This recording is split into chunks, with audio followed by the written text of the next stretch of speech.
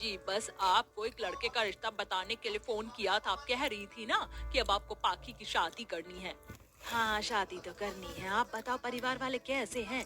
सब जान के ही तो शादी करूंगी ना। परिवार वाले स्वर्ग से उतरे देवता हैं ऐसा मानो। वहाँ तुम्हारी बेटी खुश रहेगी।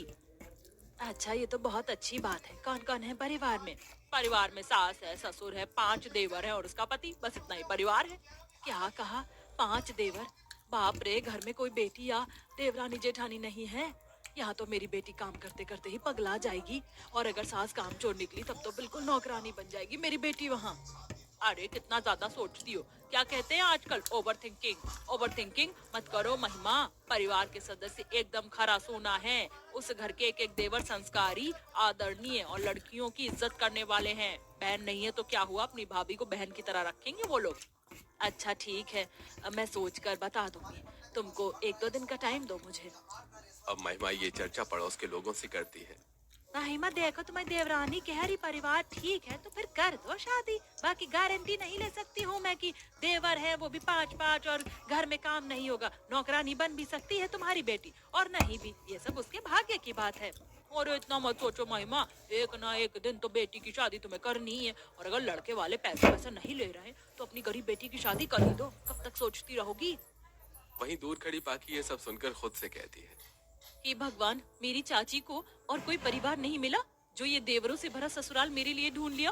मैंने अपनी आंखों से देखा है देवर आजकल क्या करते हैं अपनी भाभियों के साथ। मेरा तो सपना था कि मेरे ससुराल में मेरे सास ससुर जेठानी नंद सब हो, जहाँ जाकर मुझे बहन का प्यार मिल पाए। लेकिन यहाँ तो सिर्फ देवर ही देवर भरे हुए हैं।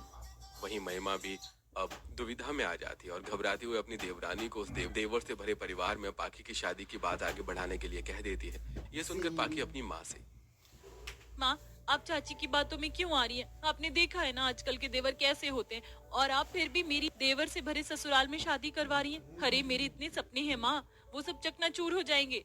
चारों तरफ सिर्फ लड़के ही लड़के। मैं कैसे रहूंगी वहाँ? अगर मुझे किसी चीज की जरूरत हुई तो मैं किससे कहूंगी? बेटे, जरूरी नहीं कि हम हर बार नकारात्मक होकर ही फैसला लें।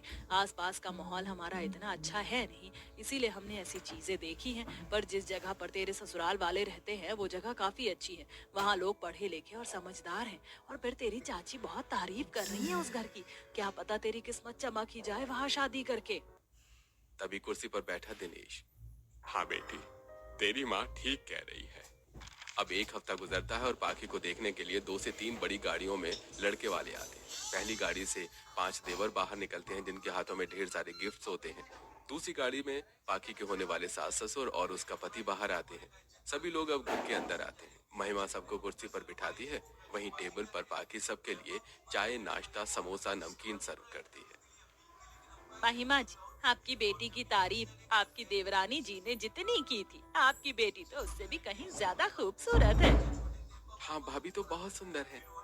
हाँ, भाभी हमारी बहुत खूबसूरत है, बिल्कुल डॉल की तरह लग रही है। मुझे तो भाभी के बाल और भाभी की सादगी बहुत पसंद आई। बस बस, अब नजर मत लगाओ भाभी को। अरे सही कहा तुमने। और क्या तुम ही लोग तारीफ करते रहोगे? आप भैया भी तारीफ करेंगे। कुणाल भैया, आप बताओ ना, आपको भाभी कैसी लगी? मुझे भी पाखी की बहुत अच्छी लगी। अरे लीजिए, हमारे बेटे को तो बहुत पसंद है आपकी बेटी। अब आप लोग भी कुछ कहिए ना, आप लोग बहुत चुपचाप हैं।